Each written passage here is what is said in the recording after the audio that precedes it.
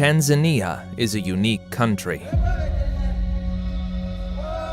One of the oldest places on Earth inhabited by humans. It is the country with the highest concentration of animals. A territory that is in itself a natural wonder of the world. The Serengeti National Park is the most famous nature reserve in Tanzania, where one of the most fascinating natural phenomena takes place every year: the Great Migration, which is the largest land migration on the planet. In May, when the dry season begins, more than 1 million wildebeests and thousands of zebras, antelopes, and gazelles head north to Kenya's Masai Mara Reserve in search of fresh grass and water. In July, they face the most dangerous stage. They have to cross the Mara and Grumeti rivers, which are infested with crocodiles. But that's not the only danger. When the herds of wildebeests reach the banks of the Mara River, they look for places to cross. The crossing may start off with a few daring wildebeests, and then, suddenly, the entire herd begins to cross. If the descent is steep, some individuals can break a leg and become easy prey for the crocodiles or lions. Zebras and wildebeests often cross together, with zebras having better sight and wildebeests better hearing.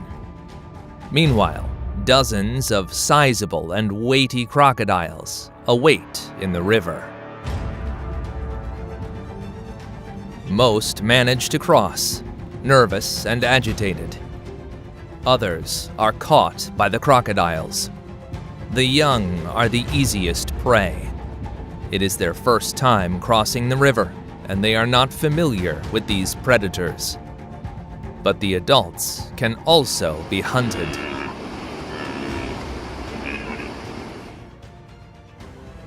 The Nile crocodile has one of the strongest bites in the animal kingdom. Once the crocodile catches its prey, it holds it underwater and spins, a maneuver known as the death roll.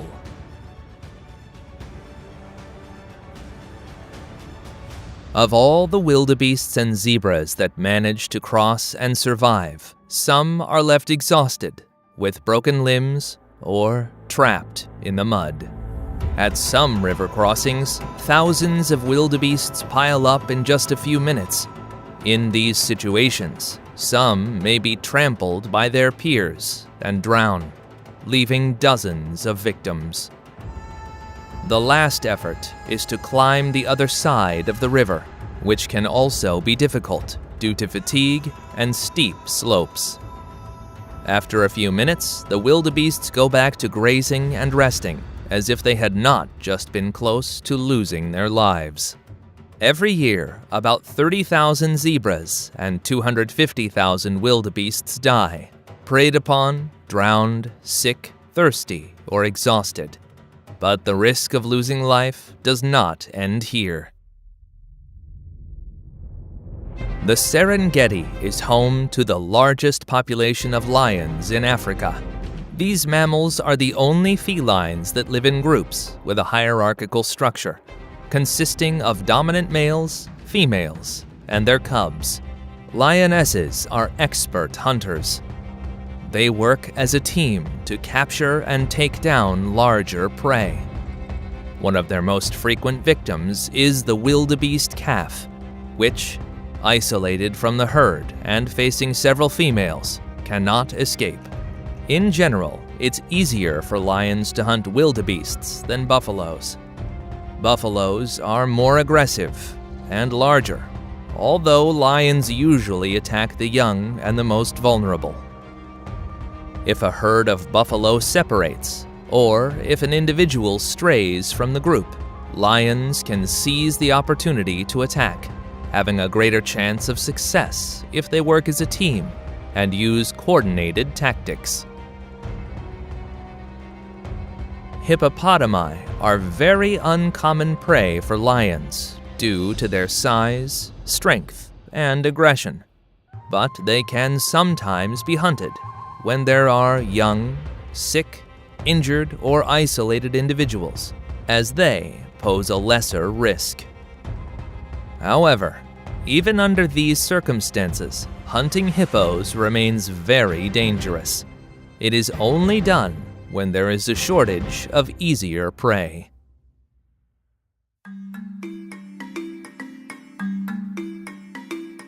In the vast plains of the Serengeti also dwells the largest terrestrial animal, the African savanna elephant. Due to its enormous size, the number of individuals can be easily estimated. One of the largest populations in Africa lives in Tanzania. On safaris, elephants are seen traveling in female-led groups and can be aggressive if they feel threatened, especially the males. They develop strong family bonds throughout their lives, with the ability to communicate through low-frequency sounds and ground vibrations. Elephants are known for their intelligence and cognitive abilities. They are capable of remembering places and members of their herd, even after many years, leading to the popular saying, "An elephant never forgets." Furthermore, these animals have shown skills of empathy and mourning, demonstrating comforting behaviors toward other herd members who have suffered a loss.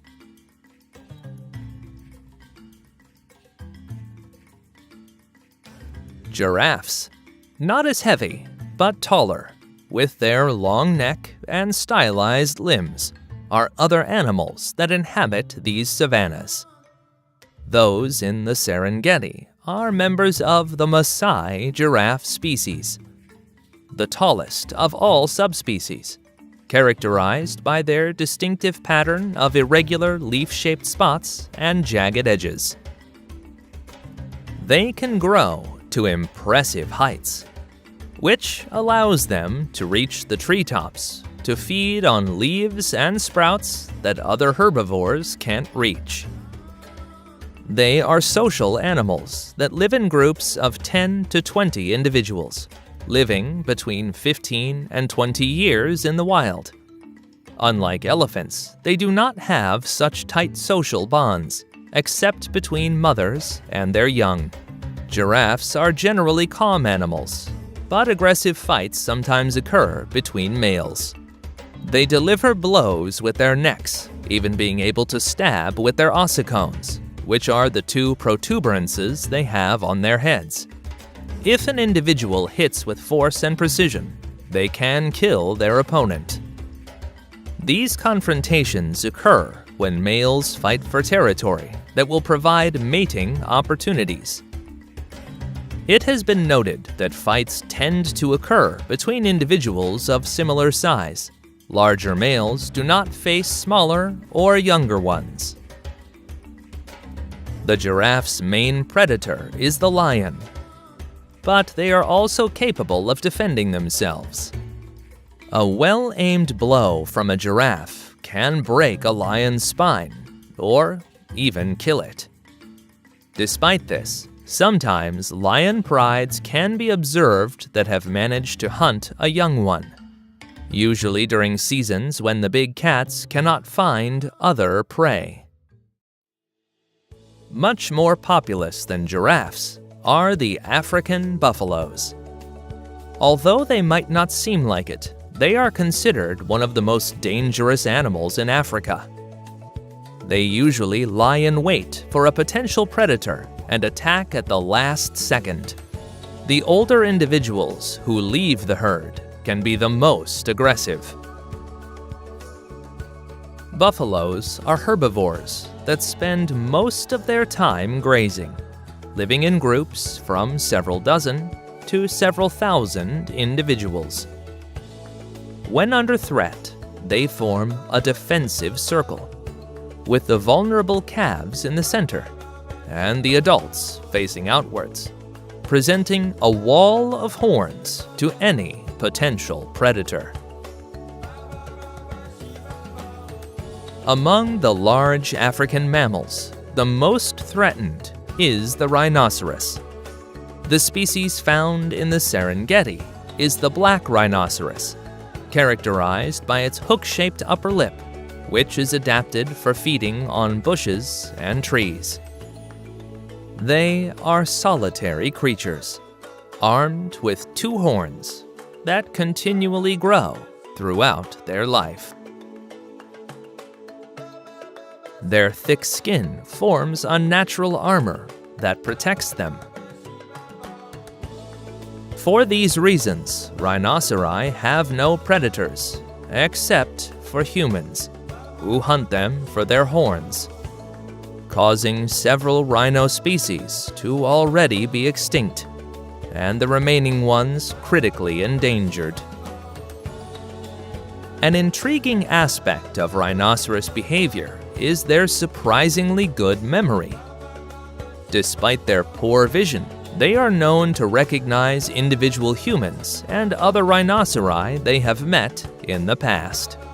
Furthermore, rhinoceri rely on a sharp sense of smell and hearing to navigate their environment and communicate with each other through vocalizations and scent markings. Another prominent big cat of the Serengeti and Africa is the African leopard, a species currently under threat. These solitary felines are recognized by their striking golden yellow fur, decorated with rosette-shaped spots that assist them in blending into the savanna. The males are larger and heavier. They have strong, flexible bodies and are skilled climbers. Moreover, they can swim when necessary. Leopards are known to hoist prey heavier than their own body weight up trees and can leap remarkable distances, both horizontally and vertically. The cheetah, the world's fastest terrestrial animal, employs a distinct hunting technique. It is the fastest land animal, reaching high speeds when chasing its prey. They have slender bodies, long legs, and unique spot patterns that distinguish each individual. Unlike other big cats that sneak up on their prey and attack in a sudden and quick assault, cheetahs capture their prey with bursts of speed. Like a galloping horse, they lift all 4 paws off the ground, as if flying. These sprints last about 20 to 30 seconds, after which the cheetah must rest to recover from the immense physical effort. Cheetahs are typically solitary predators, but young brothers can stay together after leaving their mothers, making it easier for them to defend their territory and mate with local females. Another Serengeti animal is the spotted hyena, a very social carnivore, with a matriarchal society where females are larger than males and dominate them, forming groups of 6 to 100 individuals. They are the most common carnivore in Africa. They hunt but can also scavenge. The larger the hyena group, the larger the prey they can hunt. Among them are buffaloes, zebras, wildebeest, and young rhinoceros. Smaller groups hunt impalas, warthogs, or gazelles. The hyena's worst enemy is the lion, who does not hunt them for food, but may kill them to eliminate competition.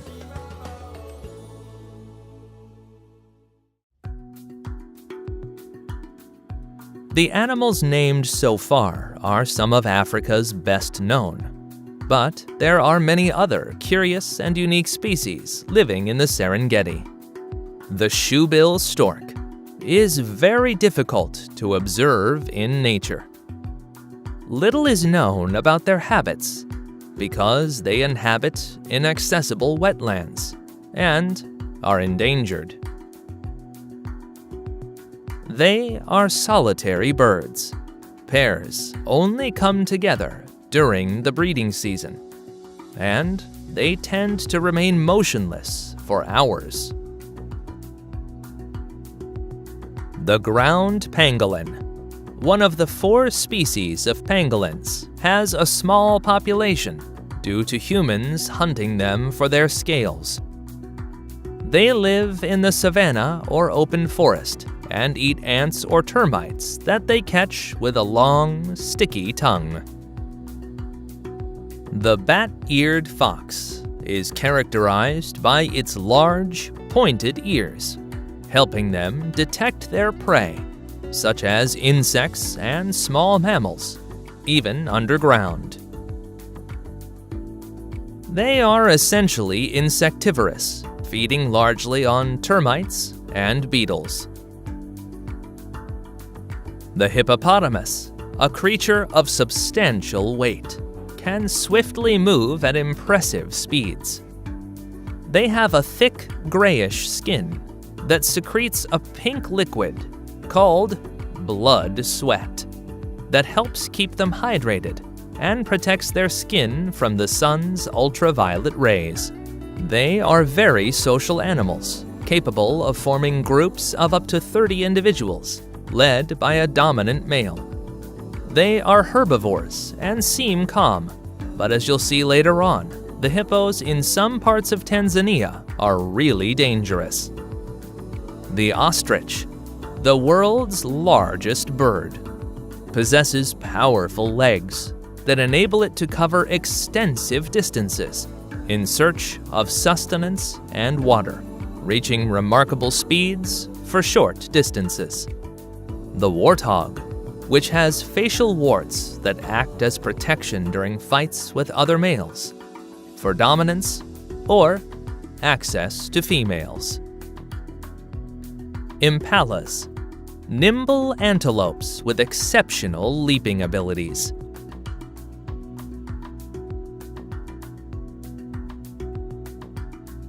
Males display lyre-shaped horns of considerable length. The banded mongoose, famous for its ability to confront venomous snakes such as the cobra, using its rapid movements and reflexes to avoid being bitten. The secretary bird, a bird of prey that hunts its prey on foot, specializing in feeding on snakes, even venomous ones, amphibians, and insects. Unlike other birds of prey, the secretary bird uses its long, powerful legs to kill its prey, repeatedly striking it. The marabou stork.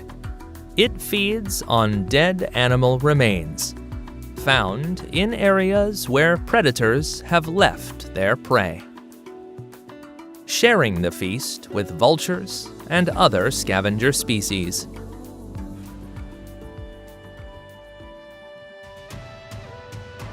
Before continuing with the most astonishing places in Tanzania, I want to show you exactly where this country is. Tanzania is located in the eastern part of Africa, in the cradle of the human species, bordering Kenya and Uganda to the north, Rwanda, Burundi, and the Democratic Republic of the Congo to the west, Zambia, Malawi, and Mozambique to the south, and the Indian Ocean to the east. This region of Africa is known as the Great Lakes, named for some of the largest lakes on the planet, such as Lake Victoria and Lake Tanganyika, which I will tell you more about later. Now, on to the Ngorongoro crater, just a few hours from the Serengeti. This is the world's largest intact volcanic caldera, formed over 2 million years ago by the collapse of a massive volcano. Today, the crater floor serves as a natural habitat for an extraordinary variety of wildlife. Lions rest quietly, stalking potential prey. Just like the black rhinoceros being a herbivore, it has a more vigilant attitude. But the more abundant are the buffaloes and zebras, also on the lookout for hyenas and lions. Within the boundaries of Ngorongoro lies the Olduvai Gorge, where fossils and tools dating back millions of years have been unearthed, shedding light on the origins of our species and the early stages of human evolution. In this conservation area also live the Maasai people, whose shepherds bring their goats and cows to Ngorongoro, but I will speak more about this tribe a little later. North of Ngorongoro, in the Great Rift Valley, is Lake Natron, a body of water with a surreal landscape.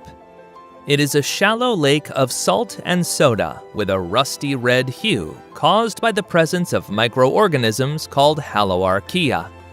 They are microscopic extremophiles that thrive in the highly alkaline waters of the lake, reaching a pH level of up to 12. Almost as abrasive as ammonia. This high alkalinity is due to volcanic ash and minerals that reach the lake from the surrounding hills and from the nearby Oldoño Lengai volcano. In this seemingly inhospitable environment, life has found a way to flourish. The lake is inhabited by the lesser flamingo, Phoenicanias minor, one of the most striking and well-known inhabitants of East Africa.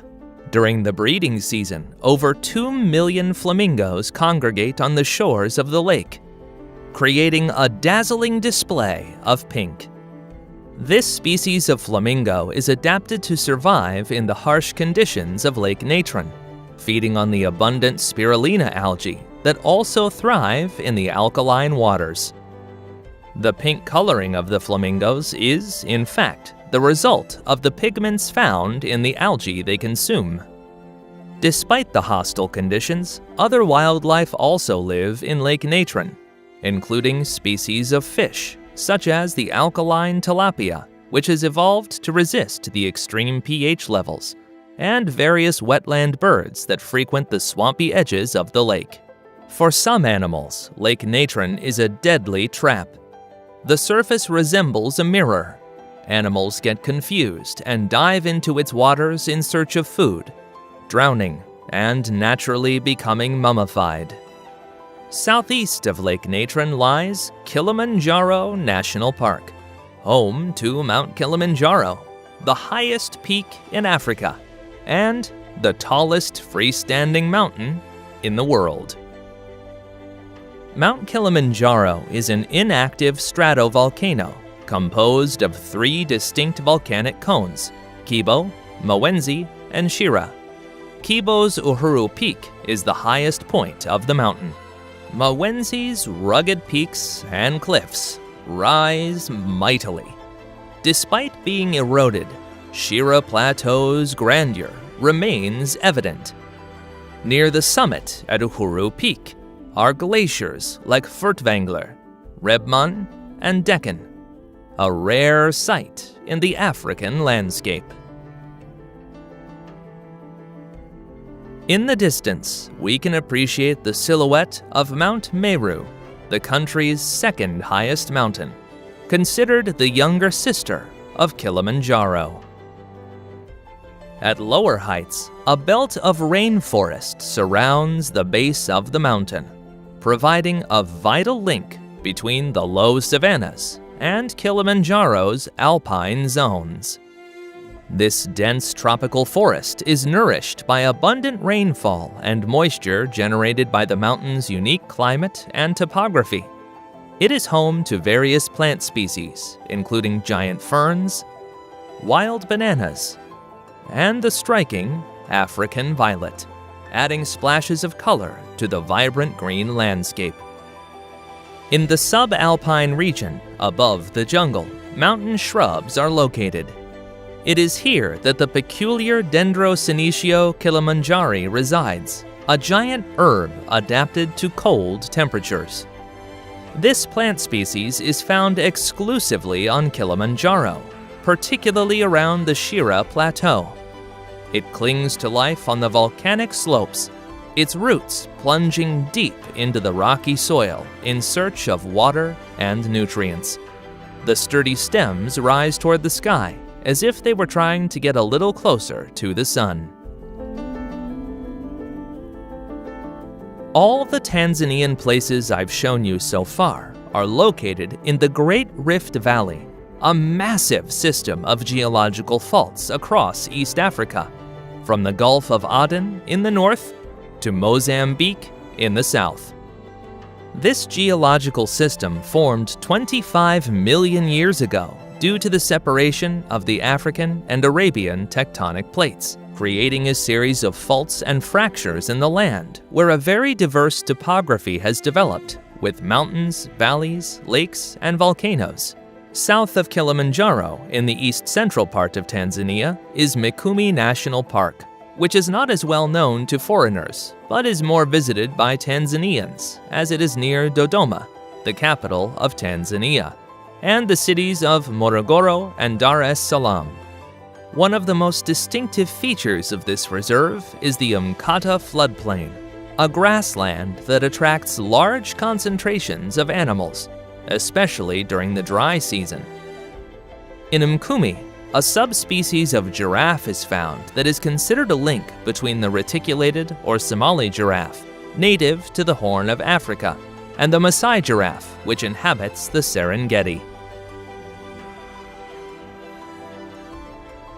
South of Mikumi Park is Nyerere National Park, the largest reserve in the country, and one of the largest on the African continent. Lions, rhinoceri, leopards, elephants, African buffalo, hippos, crocodiles, giraffes, zebras, wildebeest, and various species of antelope live here. It also has one of the largest populations of the African wild dog, or lycaon. The lycaon holds the title of being the largest wild canine in Africa, distinguishing itself from domestic dogs by its highly carnivorous diet and the absence of dew claws. The figure of authority in the pack is the alpha female, and upon her death, the other lycaons disperse to establish new groups. The Rufiji, which runs through Nyerere Park, is the largest river in Tanzania, forming a network of channels, lakes, and swamps. Elephants, hippos, crocodiles, and various water birds depend on this river to survive, making it a central axis of biodiversity in the region.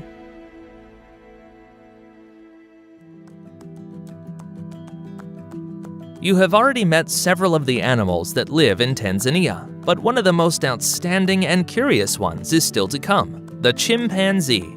The chimpanzee, which inhabits Mahale Mountains National Park and Gombe Stream National Park, both in western Tanzania on the shores of Lake Tanganyika. We will focus on Gombe Stream, the most attractive one. As in the 60s, the famous primatologist Jane Goodall conducted her research on chimpanzees and their behavior there. This primate species is the closest genetically to humans, sharing between 98 and 99% of DNA. Because of this, chimpanzees display a number of fascinating behaviors, but also some disturbing ones. In her research, Goodall observed that each chimpanzee had unique personalities, so she decided to give each one a name, which was unusual at her time. She also noticed that chimpanzees exhibited behaviors such as kissing or hugging, and that they develop emotional bonds, showing affection, empathy, and altruism. On the other hand, she realized that chimpanzees are not vegetarians and that they are capable of using tools in their search for food. They hunt and eat meat, including smaller mammals like colobus monkeys. She observed them cooperating during hunts, demonstrating advanced group coordination. In addition, she discovered that chimpanzees have cultural practices that vary between different communities. For example, she noticed variations in tool use, grooming behaviors, and social customs among different chimpanzee populations. Another finding was the social structure, with an alpha male dominating the hierarchy, while the females take care of the offspring. Furthermore, Goodall demonstrated that chimpanzees have a complex system of vocalizations, gestures, and body language to communicate with each other. She identified more than 20 different vocalizations used for various purposes, including warning calls, food calls, and expressions of tranquility or submission. But Goodall also got to witness the cruel and aggressive side of chimpanzees. She documented the Gombe Chimpanzee War, which took place between 1974 and 1978, in which a group of chimpanzees split into two, with all the males in one group being killed. In this war, premeditated murders, military-type strategies, kidnappings, slavery, and a genocide-like attitude were observed. For Jane, this was a shock to the reality of nature.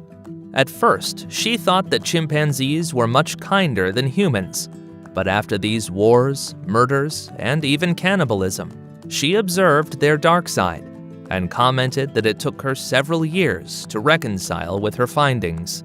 When Goodall reported these discoveries about the chimpanzee war, researchers of the time were skeptical, accusing her of anthropomorphizing them. But over time, it has been accepted that these conflicts are natural within the species. Another primate that lives in Tanzania and much of Western, Eastern, and Central Africa is the olive baboon, or Anubis baboon. This is a highly adaptable species that can thrive in various habitats, including savannas, grasslands, forests, and human settlements. They live in complex hierarchical social groups called troops, which consist of multiple adult males, females, and their offspring, and can vary in size from a few dozen to over 100 individuals, with dominant males maintaining their status through displays of aggression and submission. They communicate with a combination of vocalizations, body language, and facial expressions, while grooming is an essential aspect of social bonding, helping to establish and reinforce social relationships. The Anubis baboon has a large population in Lake Manyara National Park, very close to the Ngorongoro Reserve. The most curious thing about this park are the tree-climbing lions. Although lions do not rest in the branches of large trees, like leopards do, the lions in this park are a notable exception. You can see adult lions and lionesses, as well as young individuals, resting in acacia trees, especially during the hottest hours of the day, either sleeping or observing the surroundings. This behavior is believed to be learned. At a time when there was a plague of mosquitoes and flies, the lions climbed trees to get rid of them. The cubs observed or followed their parents, and thus the custom passed from generation to generation, as if it were a culture of lions. Lake Manyara, which lends its name to the park, is an alkaline ecosystem that attracts thousands of flamingos, elephants, zebras, and hippos that come to drink and bathe. Although the water in the lake is salty, it is safe for animals to drink. Also found in Tanzania is the black and white colobus monkey, an arboreal primate with striking black and white fur, which allows them to camouflage in the forest canopy. They primarily eat leaves, but also fruits, flowers, and occasionally insects. Their diet varies depending on the availability of food sources in their habitat, and they usually live in groups of 5 to 15 individuals, composed of an adult male, several females, and their offspring. One of the Tanzanian locations where you can observe the black and white colobus is Arusha National Park in northeastern Tanzania, near the city of Arusha. Here you will find Mount Meru and the Ngurdoto crater, an extinct volcanic crater covered in marshland. A distinct primate species with more vibrant colors is the Zanzibar red colobus, which inhabits only Unguja Island in the Zanzibar archipelago, off the coast of Tanzania. This is a unique and endangered species due to hunting and human encroachment into the forests, with only between 1,600 and 3,000 individuals remaining. As these animals are tolerant of human presence, visitors to the island can relatively easily observe them. Equally astonishing is the African bullfrog, Pyxicephalus adspersus, which can be found in Tanzania's dry savannas. Ranking among the 10 largest frog species, this carnivore consumes insects, small rodents or reptiles, fish, small birds, and other amphibians. But Tanzania is not all savannas and forests. It also has islands, notably those of the Zanzibar archipelago in the Indian Ocean. This is a place with African, Arabic, Indian, and European influences. Unguja, the largest and most populous island of Zanzibar, has Zanzibar City as its capital. On this island, there are large, beautiful sandy beaches and coral reefs. Here, water sports such as kite surfing, snorkeling, and scuba diving are popular. People in Unguja typically engage in tourism, agriculture, and fishing. It is an island famous for its spices, particularly cloves, nutmeg, cinnamon, and black pepper, which has earned it the nickname Spice Island. Traditional sailing in Zanzibar is done in dhows, traditional wooden sailboats that have been used in the Indian Ocean for centuries for fishing and transport, and now also for tourism. To the north of Unguja is Zanzibar's second largest island, Pemba, which is more mountainous than Unguja, with some of the most fertile lands in the region. It is known as the Green Island due to its lush vegetation and spice plantations. It also has coral reefs and crystal clear waters, being more secluded and less developed than Unguja. In Pemba, in the Ungezi Forest Reserve, the Pemba flying fox, one of the largest species of fruit-eating bats, is found. To the south of Zanzibar is Mafia Island, also known as the home of the whale shark, a much less visited place with a more relaxed atmosphere.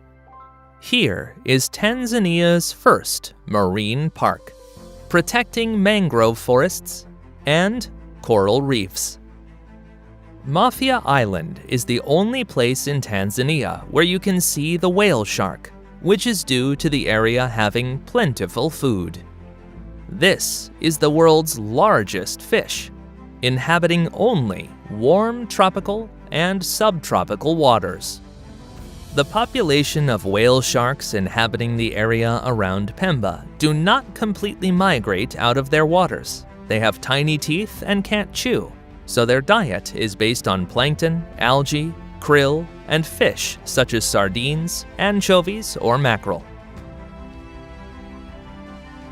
Part of Tanzania, Uganda, and Kenya also have the third largest lake in the world, and the largest in Africa, Lake Victoria. In Tanzania, it is located in the northwest region and is an economically important place, as Nile perch, Nile tilapia, and the Cyprinid Rostraniobola argentea, which are the most commercially fished species, inhabit it. Lake Victoria is also essential for transportation and trade between Tanzania, Uganda, and Kenya. Small boats and cargo ferries cross its waters, carrying passengers and goods. Besides, this lake is a vital source of fresh water for domestic, agricultural, and industrial use. Another animal that lives in Lake Victoria is the hippopotamus, one of the deadliest animals, attacking if what they consider their territory is invaded. The most common attacks occur against boats, as humans can't see them when they are diving. They overturn the boats and drown their occupants, bite them with their tusks, or crush them. The Nile crocodile also inhabits Lake Victoria.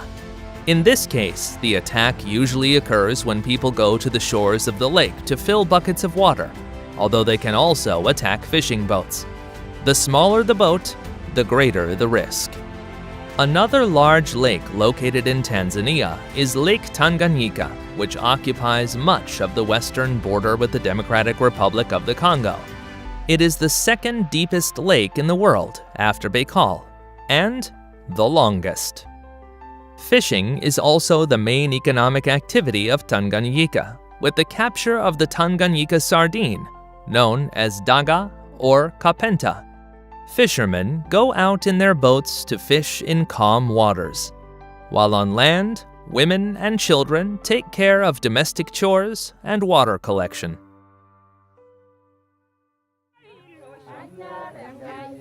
Far from Lake Tanganyika to the north of Tanzania and east of Lake Victoria, the Maasai tribe lives, a people of cow, sheep, and goat herders. Maasai means people who speak the Ma, which is their native language. Traditionally, this ethnic group has been nomadic, but over time, more and more Maasai have become farmers. They are recognized for their colorful red fabric clothing called shuka, accompanied by jewelry and their tall stature. Their lifestyle revolves around herding herds of cows and goats, which are their main source of income. They exchange them for money or other products. For the Maasai, cows are a symbol of wealth and status. The more cows a man has, the wealthier he is. Just as with children, the more children, the better. And if a man has many cows but no children, or vice versa, he is considered poor. Traditional Maasai live in settlements called enkangs, in huts known as bomas, made from branches, straw, and cow dung. The villages are surrounded by fences of logs and branches for protection against wild animals and to keep livestock. In Maasai society, men are responsible for protecting the community and their livestock from predators and rival tribes. The transition from childhood to warrior status, known as the Moran stage, is marked through a series of rituals and ceremonies that signal their coming of age. Years ago, they would kill lions as an initiation rite to demonstrate their bravery and combat skills. Hunting them was a symbol of honor and an achievement that granted prestige and recognition. But today, laws forbid this practice, and it is only done as punishment for the predation of cows and goats. Maasai women are responsible for maintaining the home, raising the children, and tasks like collecting firewood and water. The Maasai diet consists of butter, antelope, and goat meat, cow's milk, and animal blood, including that of oxen. They use spears and bows for hunting and usually carry a stick that they use to scare away animals or to lean on. Marriages are generally arranged by older Maasai when the women are still very young. These women are often much younger than their husbands, who may have multiple wives. Because Maasai men spend much of their lives trying to increase their cattle herds, they marry several wives to care for the cattle and their homes. It is believed that for a man to be happy, he must have several wives. Even they may prefer it that way. It is considered to be love among several people and not just between two. The first wife plays the most important role. Subsequent wives are co-wives, sharing a bond with each other as if they were sisters. The man is expected to care for both and their needs, and if not, the wife can return to her parents' home. However, among the new generation of men who may have access to the internet and learn about new cultures and beliefs, it is becoming more common to think that it is not necessary to marry several women to be happy.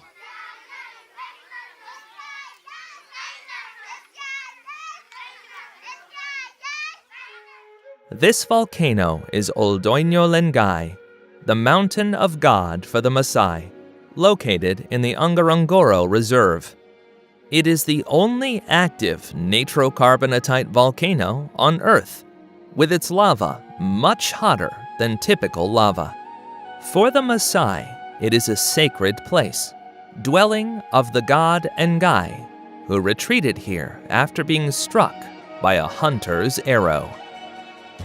Near the Maasai lives another prominent ethnic group, the Hadza tribe, found only in Tanzania in the Arusha region, bordering the Serengeti Plains.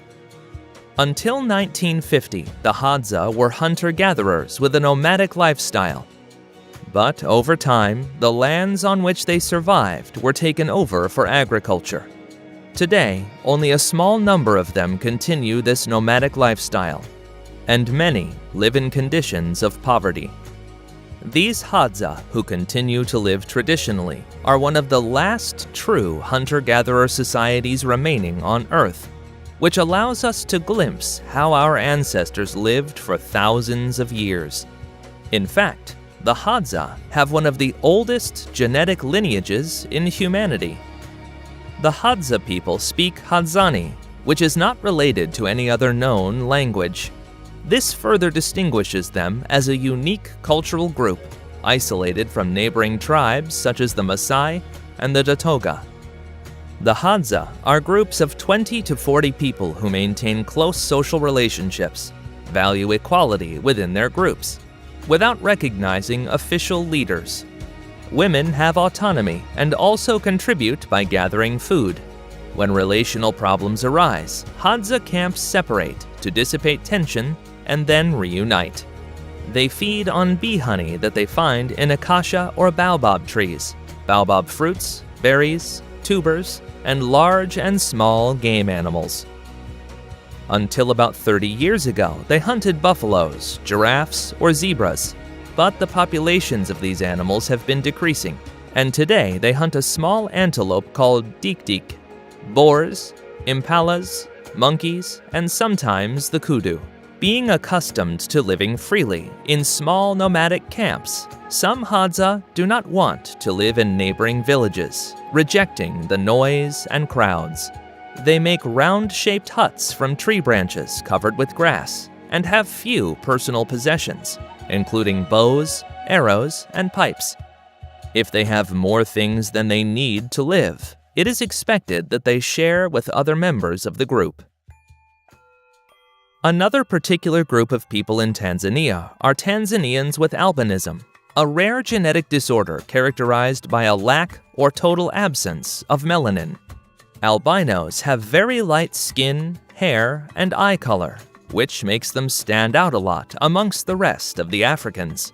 Tanzania has one of the highest rates of albinism in the world, with an estimated 1 in 1,400 people. Their lack of melanin makes them more susceptible to sunburn and skin cancer due to the intense African sun. In addition, many have vision problems, as a lack of pigmentation in the eyes can cause problems with light sensitivity. Beyond these physical challenges, albinos face significant social and cultural difficulties. They are subject to discrimination, stigmatization, and exclusion from society. In some cases, they are even believed to possess magical powers or bring bad luck, leading to further marginalization. But the most serious danger to albinos is the threat of violence, driven by superstition and an illegal market for parts of their bodies. Witch doctors and traditional healers may use parts of albinos' bodies in rituals or potions, claiming that they bring good fortune and wealth. Tanzanian culture is highly diverse, the result of a mix of over 120 different ethnic groups inhabiting the country. Each ethnic group has its own customs, traditions, and languages. Of the 125 ethnic groups in Tanzania's population, the most numerous are the Sukuma, Nyamwezi, Chaga, and Haya. The Sukuma, the most numerous, mainly inhabit the northwest region of the country, especially in the areas around Lake Victoria. They are predominantly farmers and herders, with a rich culture of music and dance.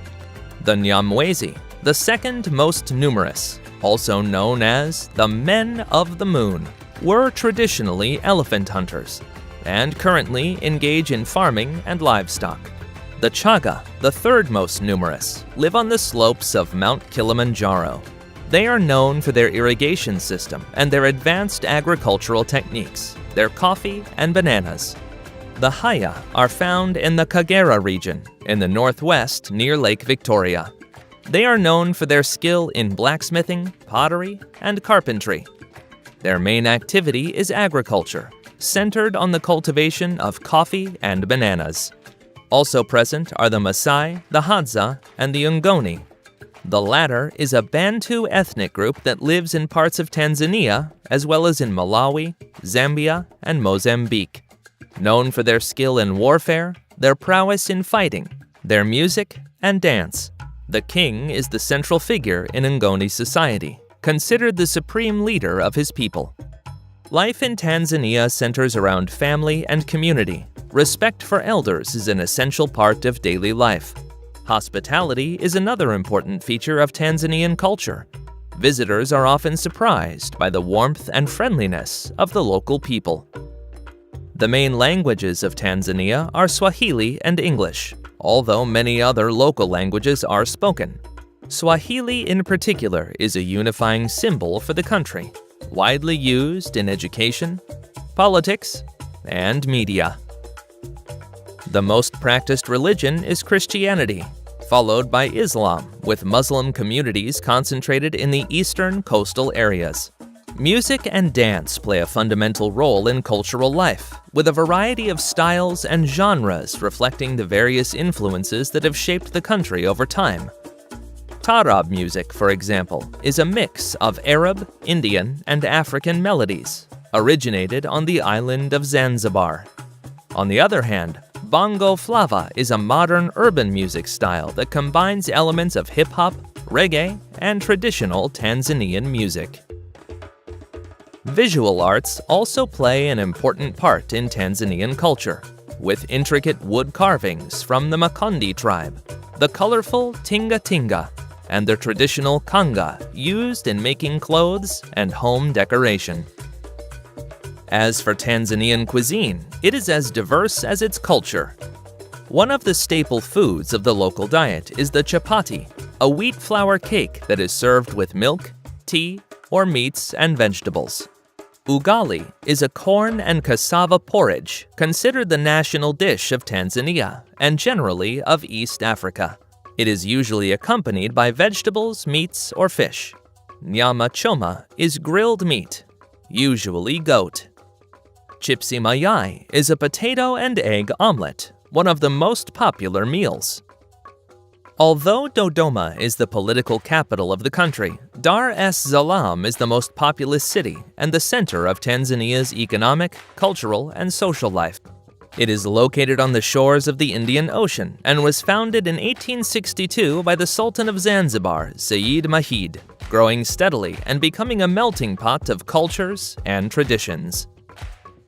Dar es Salaam, meaning home of peace, has a population of people of Arab, African, Indian, and European ancestry, a cultural mix that is evident in its architecture, cuisine, and ways of life. It is a city of contrasts, where modern skyscrapers and luxurious hotels coexist with bustling markets, busy bazaars, and lively streets. Travelers can enjoy historical architecture in areas like the Kariakoo district, or explore the Kivukoni fish market, where local fishermen sell their catch of the day. The Indian Ocean beaches of Dar es Salaam are a popular place to relax and soak up the sun, while parks and green spaces, such as the Botanical Garden, offer a respite from the hustle and bustle of city life. The history of Tanzania is a fascinating blend of cultures, traditions, and events that have shaped the country as we know it today. Let's start in prehistory, at the famous archaeological site of the Olduvai Gorge. This place is known as the cradle of mankind, and it has provided some of the oldest evidence of the existence of hominids, the ancestors of modern humans. Here, in 1959, Mary and Louis Leakey discovered the skull of a hominid known as Zinj, or Nutcracker Man, which is over 1.75 million years old. Homo habilis, the first human species, occupied this area approximately 1.9 million years ago. We move forward in time to the first millennium AD, when the Bantu people began arriving in the Tanzania region from West and Central Africa. These groups brought with them new agricultural and livestock techniques, which allowed the development of larger and more stable communities. During the 8th century, Arab traders and explorers arrived on the Tanzanian coast, where they established trading posts and mixed with the local populations. The trade of ivory, gold, and slaves was a major economic driver in the region and led to the formation of city-states such as Kilwa and Zanzibar. In the 15th century, the Portuguese began to explore the East African coast, and in 1505 they took control of Zanzibar and other coastal city-states. However, their reign was brief, as by 1699 the Omanis expelled them and established their own control. The 19th century saw the arrival of European explorers and missionaries such as David Livingstone and Henry Morton Stanley. European interest in Africa triggered the Berlin Conference in 1884, where European powers divided Africa among themselves. In 1886, Germany and Britain reached an agreement to divide their interests in East Africa, and the territory that is now Tanzania became part of German East Africa. After World War I, in 1919, the territory was transferred to Britain as a mandate of the League of Nations and was renamed Tanganyika. During the British colonial period, infrastructure was built and an educational system was established. The movement towards independence in Africa began to grow in the 1950s. And in 1961, Tanganyika became an independent state under the leadership of Julius Nyerere, who adopted an approach called Ujamaa, seeking to build an egalitarian and self-sufficient society.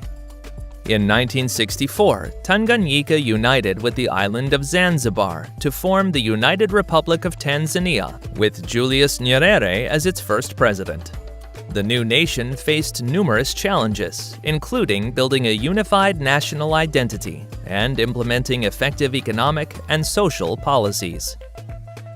Despite his efforts, Nyerere's Ujamaa approach did not have the expected success, and by the 1980s, Tanzania was facing a severe economic crisis.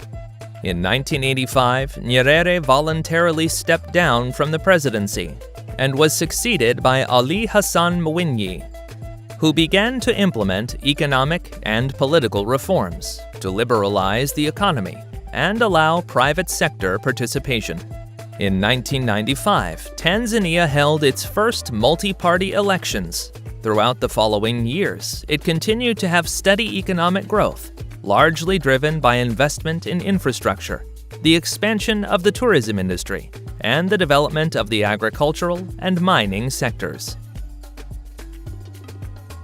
Today, Tanzania continues to face challenges in areas such as education, healthcare, and combating corruption. However, the country has shown a remarkable ability to overcome adversities and address issues throughout its history. To understand what Tanzania and life in the country are like, it is also necessary to talk about its laws. Polygamy is legal, but the consent of the first wife is necessary before a man can marry another woman. It is more common in rural communities and in certain ethnic and religious groups, such as the Maasai. The death penalty remains legal, although no executions have been carried out since 1994. Crimes that can result in the death penalty include murder, treason, and certain offenses related to illicit substances. Homosexuality is illegal. Sexual relations between people of the same sex can be punished with prison sentences ranging from 30 years to life. One distressing issue is that of witchcraft, which, in some Tanzanian communities, is seen as a malevolent force that causes misfortune, illness, and death.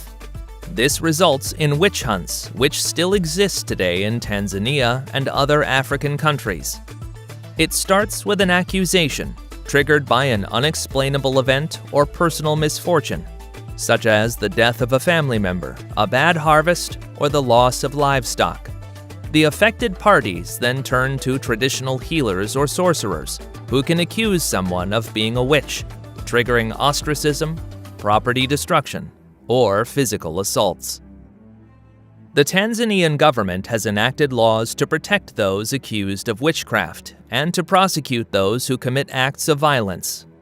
But these legal measures have been challenging to enforce, particularly in rural areas where belief in witchcraft is deeply ingrained. On wildlife, the Tanzanian government has implemented strict laws to protect various species and combat poaching and the trafficking of live animals. Offenders can face prison sentences, fines, or property confiscation. However, the so-called trophy hunting, which is the hunting of large animals such as lions, elephants, buffaloes, wildebeests, or zebras, is legal if a special permit is obtained from sites and the government. This type of hunting in Tanzania is restricted to male specimens that have reached a certain age, including lions, elephants, leopards, buffaloes, zebras, among other animals. The vast majority of people are against this practice, considering it to be cruel and unnecessary. But its defenders argue that it may be necessary to control the population of certain species to maintain an ecological balance. According to them, in areas where natural predators are scarce, hunting could help control herbivore populations and prevent overpopulation and habitat degradation. They also argue that trophy hunting can generate income for local communities and the government, which can improve living standards and support economic development, also deterring poaching.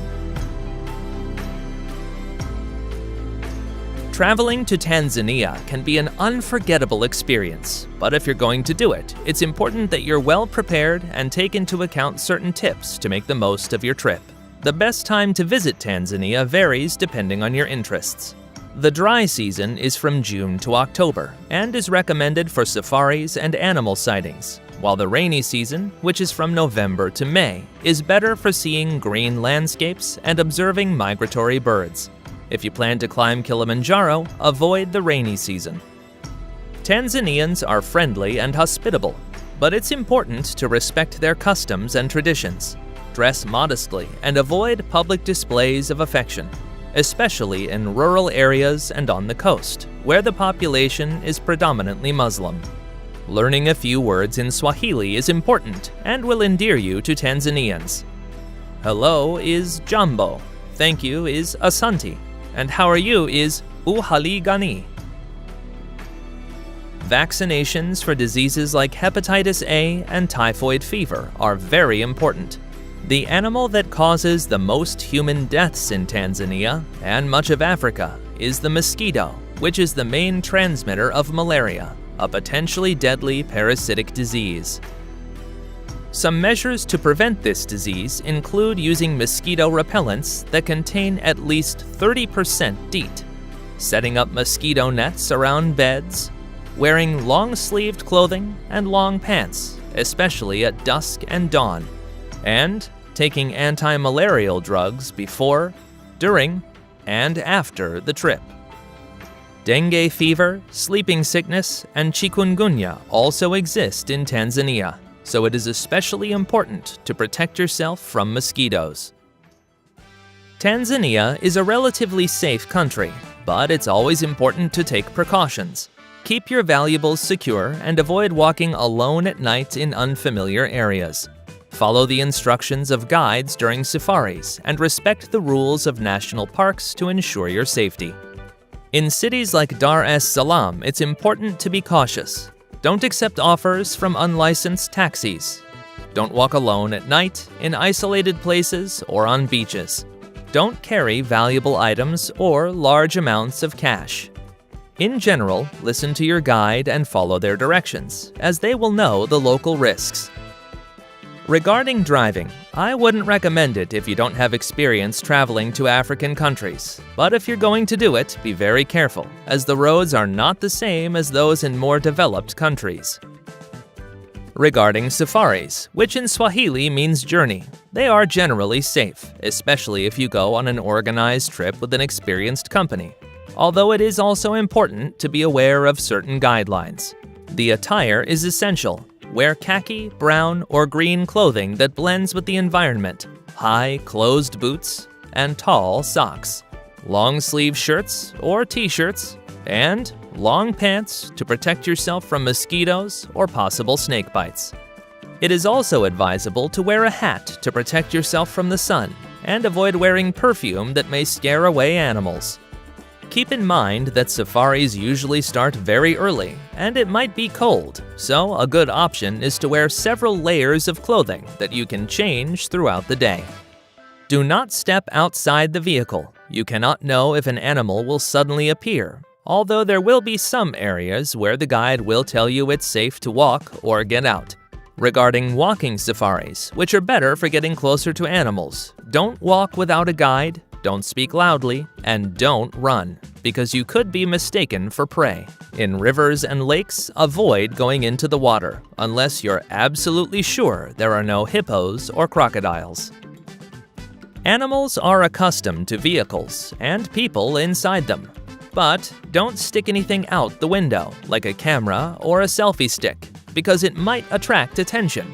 In case there are windows, keep in mind that baboons might try to get in or grab things. If you go with guides, who can be 1, 2, or more, they usually have experience and act calmly, knowing what to do. If it's a self-driving safari, go slow and pay attention to any animals that might be on the roads, especially during the rainy season, when the grass is tall. It's valuable to know about elephants that sometimes stand in the way. If this happens, the general indication is to turn off the engine, as the animal might interpret the noise or movement towards it as a challenge. If an elephant lifts a leg, don't panic. These animals have nerve endings in their legs that allow them to sense vibrations, so it's likely not doing it to crush the vehicle. Elephants often bluff a charge, but then retreat. Being accustomed to the presence of vehicles and humans, they can recognize particular guides who frequently go on safaris. The biggest warning sign to know if an elephant is dangerous is its level of irritation. If an elephant's ear is moving, it's likely calm, but if it flares out wide, it's angry and might attack. When the elephant places its ears backward, tusks upward, and trunk curled, it is even more dangerous. In these cases, there isn't a specific indication to follow because elephants are unpredictable in this state.